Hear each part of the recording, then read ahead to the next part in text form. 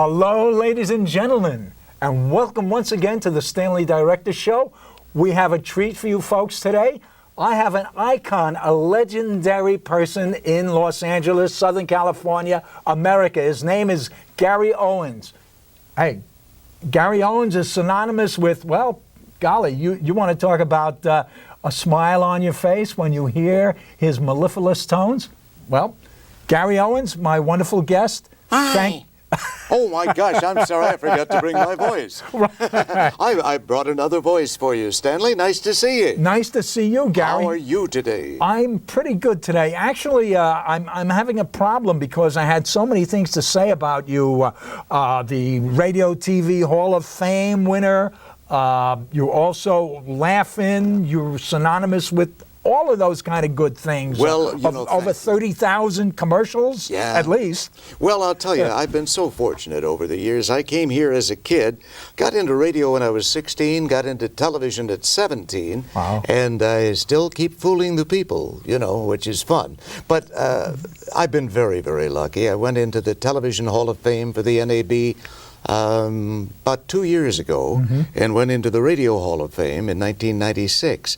And it was very, very wonderful all the way around.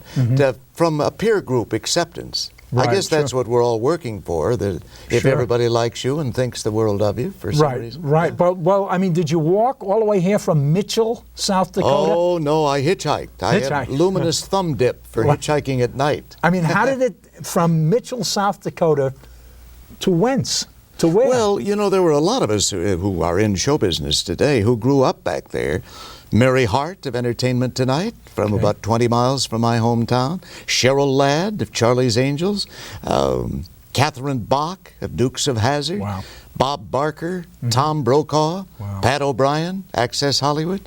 All of them from the same area. Of course, you know, there are more people in your room here in the studio than there are in South Dakota. But I'm from a newspaper family back there. My uncle owned a newspaper. My sister still owns a newspaper back there. So I started as a newspaper man. I was a writer. And I used to write for the Hollywood Citizen News and the Daily News here in L.A. And that's really what I thought I would be, either a cartoonist or a newspaper guy. Well, you were the voice of, well, so many, Roger? Roger Ramjet was the first cartoon I ever did. That was back in 1965. My first job writing for cartoons and the like was for Jay Ward, the great Jay Ward Productions. Bullwinkle, right? Bullwinkle, Rocky and Bullwinkle, Fractured Flickers. Alan Burns, the creator of Mary Tyler Moore with Jim Brooks, got me the job, and I'm beholden to him. Remember William B. Holden, who was a wonderful actor, yes. Sure. Well, you know, I mean, Gary, you have been on, what, about 19 TV series, to say the least? I think 16 series, either as the announcer, a performer, or a host. First thing I ever did was Bewitched. Really? Dick Tufeld was the announcer for Kodak, and I was the announcer for Quaker Oats. Thanks to Tom DiPaolo at J. Walter Thompson. And that was a wonderful, wonderful gig for me. And then I became the wonderful announcer on The Wonderful World of Disney. Wow. And let's see, just chronologically, it's kind of boring to listen to all that stuff, but I did the Green Hornet on camera. I was a regular on the series with Bruce Lee and Van Williams. Really? And then Laugh-In, Rowan and Martin's Laugh-In. A classic. Every show for all 6 seasons. And how thrilling that was. I bet it was thrilling, with your hand on your ear. And, from beautiful downtown Burbank, let me remind you, this is your offstage announcer, telling you and only you what I just said. Thank you. Do you know that I wanted to show our audience just a little, I guess you might say, a pastiche of clips. All right, what would you want to show one on Laugh-In, or do you want to show a couple of other things? How about Jonathan Winters? Jonathan Winters sounds fantastic. Well, Jonathan and I just finished our 3rd album, and it'll be out, I think, in January. And he's such a funny man. He's been my friend forever.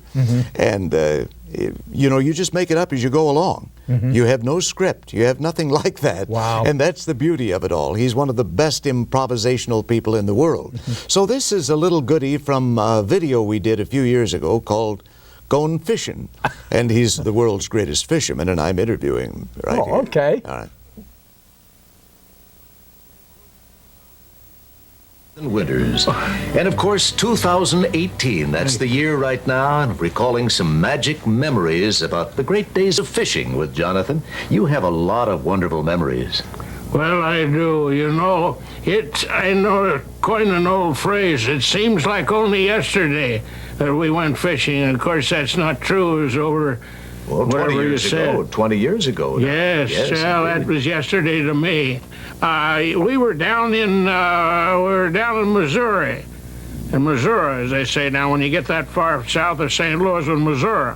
We're down the Ozarks. Beautiful. Well, certainly, and the rest would be history. By the way, you seem to be quite happy here at the Happy Home for the Unusual. Yes, I am. I'm very proud to tell you a couple of things. Over 18 months it took me to make this macrame Very attractive. robe for my legs Well, now, and knees. you seem to have spelled out little naughty words throughout there. Oh, those are soup stains. Oh, I see. I'm sorry. Yes, well, his varicose veins spelled out something four-letter words, so he couldn't read them. Oh, very, close. very, very Oh, yes. adorable. You guys have a chemistry, I guess. Yes, we also have biology and a lot of other classes that I skipped in high school, yes. Listen, how about a look at another one of your, fabulous companions, okay? Well, of course, I've had so many wonderful friends over the years. I don't know if this is Bill Dana coming up next, or if it's... Bill Dana is Jose Jimenez. Yes. Yeah, right. And he was the head writer for the Steve Allen Show, you know. Was he really? And also the producer of the Spike Jones television series. That's got to be crazy, huh? Wonderful, funny man. Wow. All right, well, this is Bill and I doing an ABC TV special a couple of years ago with Tony Randall. And we're talking about supermarkets here. Okay. In the history of the supermarket industry, no name shines brighter than that of the giant I am about to introduce to you.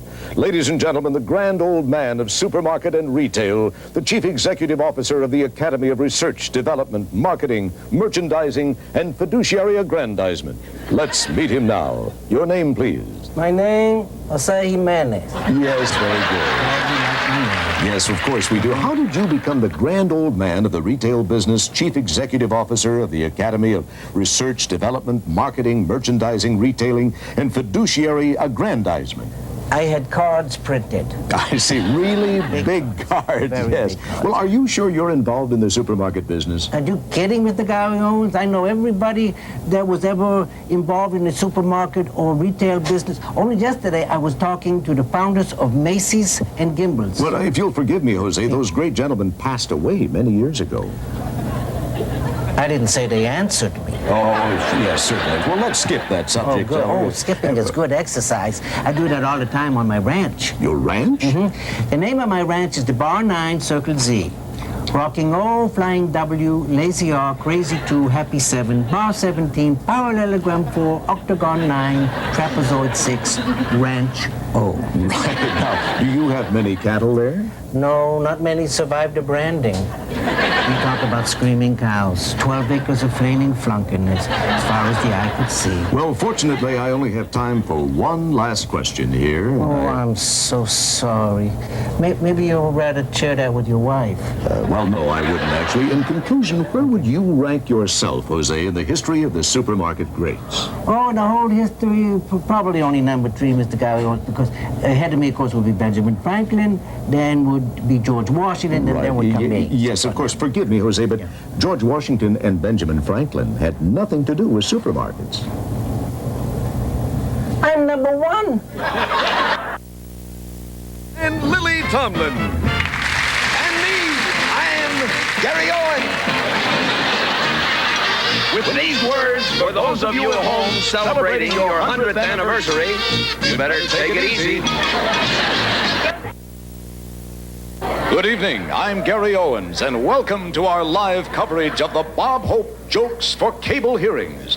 Ladies and gentlemen, this is a solemn occasion in the history of this great network. For today, it will be determined once and for all whether or not Bob Hope did in fact sell jokes to cable television while under contract to NBC. Did he know that they knew that he knew it, and did anyone else? Ladies and gentlemen, Bob Hope and his attorney, Lips Latorte, are now entering the hearing room, and the investigation is about to begin.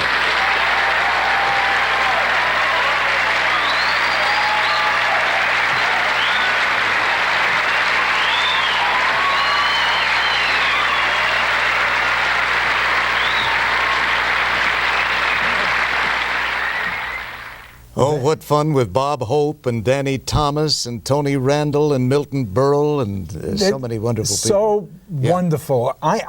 Do you know, our show is also an educational show, Gary, and hopefully, the thousands and thousands or millions of people that watch it would like to get an insight into, well, the craft, the technique of what you do. Can you the give best us a way to capsule? polish, I think, Stanley, the best way to polish your craft is, first of all, to get up very early in the morning and you go down to the pier, and then you just roll up your sleeves, and then you get the package, open it up, take out the piece of cheese, and then you just rub it real hard. That's how I polish my craft. Sorry to do that with a wordplay. Wow. And that's how you polish your craft, ladies and gentlemen. Thank you. Well, I think that I've always been a workaholic ever since I was a kid. And I work very hard at whatever it is. And Gordon McClendon and Don Keyes, wonderful radio executives in Texas and Louisiana, taught me years ago when I was just beginning in the business to always prepare for every hour on the air that you were performing, prepare for an hour off the air. So in other words, if you have a 3-hour show, you spend 3 hours off the air writing little things that tie into it. Say, for example, if you have a commercial that starts out, "That's the best news yet," then how many different ways can you go into that? Say, well, I think I'll sit on this toadstool until it falls apart, and then I may break my neck just by accident. And then the commercial would come in, "That's the best news yet," whatever it would be. So it sounds like it's just serendipity, but it's been planned all along. And that's the nature of it all, especially with humor of any kind. I started as a cartoonist when I was a kid. I won an art scholarship in Minneapolis when I was 12 years old, and the man who gave me the art scholarship was Charlie Schultz, before he came to California in Sebastopol and created Peanuts. But he was the man who gave me my first art scholarship. And I used to do little gag cartoons and so on, and that's really what I wanted to be, was a cartoonist. And I was for a number of years while growing up. But then when I got into radio and television, and then later on film, I enjoyed that, the immediacy of it, a little more. Because in drawing, you'd send in a cartoon to a major magazine, and you may not hear from them for 4 months. So that's not much of a way of making a living unless you're Jim Davis of Garfield. And I was the announcer on Garfield, by the way, for 9 years, I believe, with Lorenzo Music as Garfield the cat. Right, sure. And but everything interests me. I've had so many interests over the years, and it's not a dalliance because I stick with it for many, many years. Well, you're quite an eclectic person, and also you're a very charitable gentleman, and you've helped raise hundreds of millions of dollars for various charities such as diabetes and but please tell us a little bit more. Well, I've always attached myself to charities and helped them in any way I can, because it's very important that we give back to people and societies like this. I've been a member of the Diabetes Association. I've had diabetes since I was 8 years old, and I know how it's not easy, especially for young kids. That's why I've been with the Children's Diabetes Foundation of Denver and their hospital for a long, long time, thanks to Barbara and Marvin Davis, who are just wonderful people, and the Carousel Ball, which takes place every couple of years in Beverly Hills. And it's just been a great godsend to every little child and every adult with diabetes. They help people out who can't be helped out otherwise, and it's wonderful. But that's just one of the many things, and I've always enjoyed, I always felt giving back. If you've been lucky enough to do a lot of things, give it back to society in some way. What else tickles you? I'm kind of curious. Usually a long feather from Joanne Worley's boa. Usually, or Joni Gerber, perhaps. Joni Gerber. Joni Gerber is one of the most marvelous voice improvisational people in the business. Can you tell us about, well, perhaps that series you worked on with her, Roger Ramjet, and also she was the story lady on my radio show. On your radio yes. show. Oh, yeah, she still is the story lady, and she's wonderful. She is so good, she's out of Detroit. I'm out of Detroit. Could I borrow some from you? Joni has always been very, very talented, and we would go in at 7 o'clock at night and get out about 3 in the morning. We'd do maybe 20 episodes an evening. And Gene Moss and Jim Thurman, two wonderfully talented men, who later became writers for The Tonight Show and a number of programs like that, were the writers. But they wouldn't always finish. They'd come over with a typewriter under one arm and some paper under the other, and sometimes you'd have to finish the episode just ad-libbing all the way, and Joni was one of the best. Bob Arbogast was part of it, Dave Ketchum, Dick Beals, who was the voice of Speedy Alka-Seltzer. Oh, boy. Paul Shively. I mentioned Dave Ketchum, didn't I, from Get Smart? Yes, you did. And also, I remember that you and Mel Blanc had a wonderful relationship, and also his son, Noel. Right. Well, Can you tell us about that? Well, for 20 years, we had a company that was just wonderful, super fun, Mel Blanc Audio Media. And Rod Serling was a regular guest over there. Really? And, Jesse White, Hans Conried, all Howie Morris. These marvelous people. Yes. With these so unique, their personalities and their talents. When our kids were small, on their birthdays in the same year, Scott and Chris are 3 years apart. Scott is a TV producer and Chris is a TV writer right now. And Scott's show, Amazing Race, got an Emmy recently, as you know. Anyway, they were just little kids, and they loved every cartoon character that Mel ever did. And of course, he did so many, particularly with Warner Brothers and Hanna-Barbera. Right. But on their birthdays, he sang happy birthday to them in Bugs Bunny's voice, Porky Pig, Tasmanian Devil, Sylvester and Tweety Pie, and their eyes went like this. Right. It was just great, and he was such a dear man. And Noel, of course, continues in that same wonderful area. Noel is Mel's son. We all owe him a debt of gratitude, everybody who does cartoons.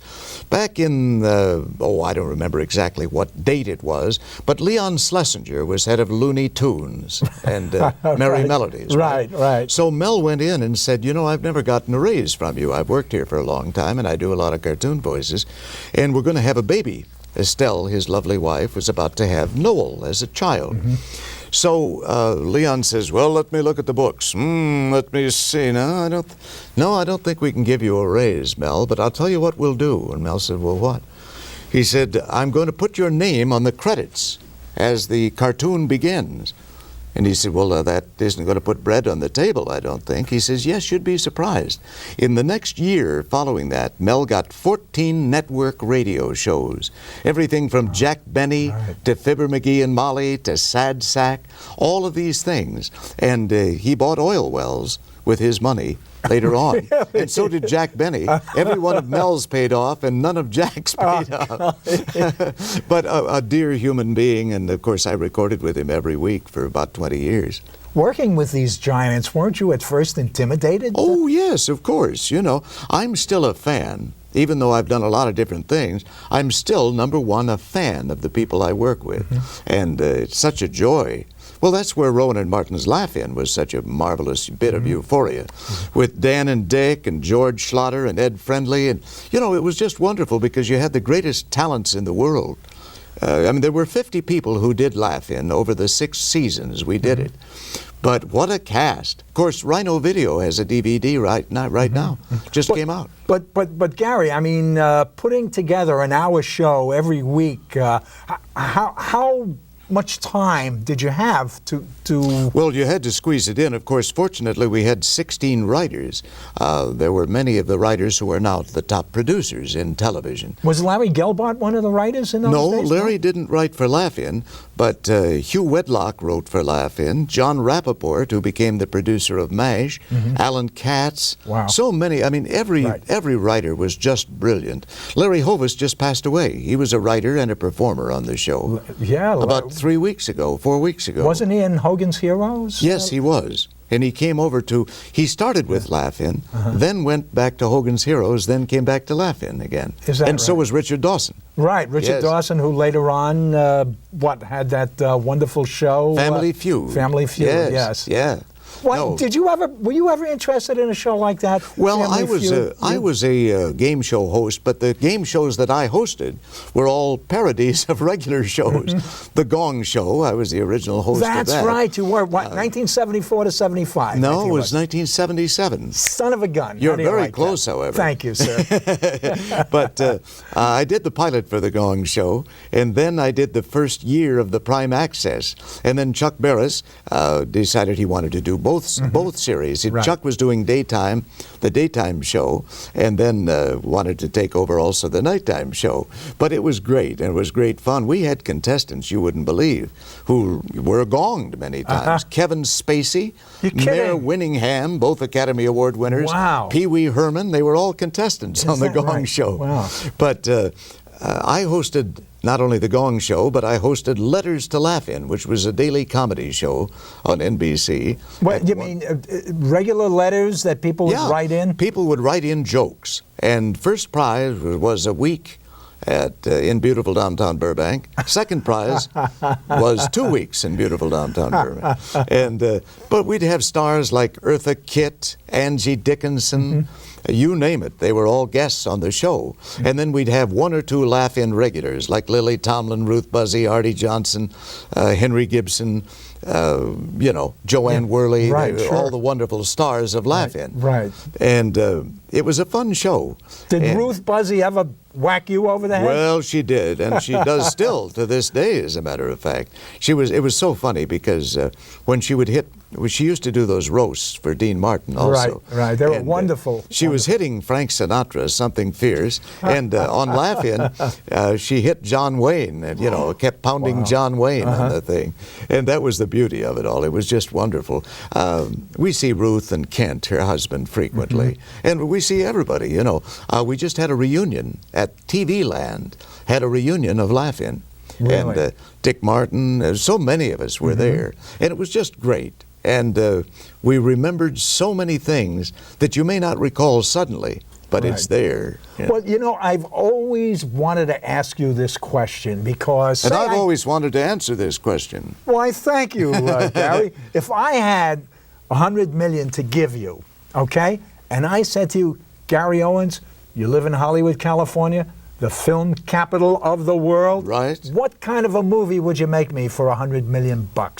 Probably a cheap documentary where I would maybe spend $25 on it and keep the rest of the money. What kind of a fool do you think I am? I think that's it, Stanley. Oh, okay. Yes. Okay. Well, you can make a documentary pretty inexpensively, Maybe the history of lint. The history of lint. That's pretty good. But I got to ask you something. You're involved with a group called Yarmy's Army. Yes. And you guys do also A lot of charity work. a lot of charity work. Do you ever get paid for anything? Well, sometimes travel expenses and those kind of things. But yes, we've helped a lot of people in a lot of different ways. And they're the top comedy minds. We just lost one of our dear friends and members, Buddy Hackett. Passed away not long ago. Was he a member? He was a member also. Don Knotts, Tom Poston, Louis Nye, Steve Allen was a member. I know Ron Carey's a member. Ron Carey, of course. I mean, I can't mention them all because there are about 70 of them, and you Right. wouldn't have any show left anymore. But they're all wonderful guys. As you know, so many producers are part of that, too. Arnie Kogan is part of it. Sam Denoff. Yeah, Rocky. Rocky. Howard Storm. Yeah. Yeah. Right. Yeah. Right. And we meet once a month. and we just have fun. I do a silly newscast each time, and but everybody performs either telling jokes or something of the like. Because I've heard legends that you... Well, you've been there. Well, you know. yes, in these stories that I've heard, you guys have helped out fellow performers who shall remain nameless. Fat Jack Nameless was one of them, yes. Let me ask you this. Which hat do you like to wear the best? I mean, you wear so many of them. You're an author, and you're working on your autobiography now, yes, aren't that'll you? be out in the spring of next year from McGraw-Hill Contemporary Books. And it's basically how to do a lot of things to make money with your voice. Cartoons, commercials, radio, television, movie trailers, all of these, public speaking, emceeing, those kind of things. And but I have about 500 anecdotes in there. It'll be a 250-page book. Jeff Lindbergh, my longtime friend, is part of it also. Jeff has written books on Dustin Hoffman and Steve Martin, the Three Stooges, quite a few. And I sponsored the star for the Three Stooges on the Hollywood Walk of Fame. Oh, that was back so in wonderful. 1983. Sure. They're wonderful talents and probably more popular today than they were at the height of their popularity. And so all of the relatives of the Stooges were there. Joe Besser was still alive. Joe DeRita was still alive. And it was such a fun time. I bet. It really was wonderful. And but I don't know which hat to wear. I'm wearing one right now under my hair, which is a little unusual. Oh, that's my real hair. I love listening to your radio show, by the way. I love that kind of music that you play, and you promised you're going to get me a couple of people that are probably in radio land somewhere, like Trini Lopez's music I want to hear again, right. and Eddie Cano. Right. But besides that... Taste of Honey. A Taste of Honey, that's right, exactly. I mean, you do so much. When do you have time for your wife and your... Well, your I have a family? wonderful family, and we see each other frequently and pass notes to each other. But my schedule has always been this way. When I was going to college, I would go to school from 8 until noon. Then at noon, I would do a newscast, and then I would come back in the afternoon about 4, do another newscast, 6, do a newscast, then do a sportscast at 6:30 every night, and then do the news again at 10 o'clock in the evening. Then I'd run across the street and write newspaper things. I was a columnist for a newspaper, a daily paper back there. So that was my schedule 5 days a week. Then on weekends, just pass out somewhere with a refreshing coma. Do you realize, Gary Owens, we're on our way out, and I want to thank you. You're my wonderful guest. And also, look, Stan has a little method to his madness. I have a script under the table. It weighs about 5 pounds. Well, and I was thinking that you are well connected. You could probably... Just kidding. Get me Cecil B. DeMille, please. Mr. DeMille, there's a guy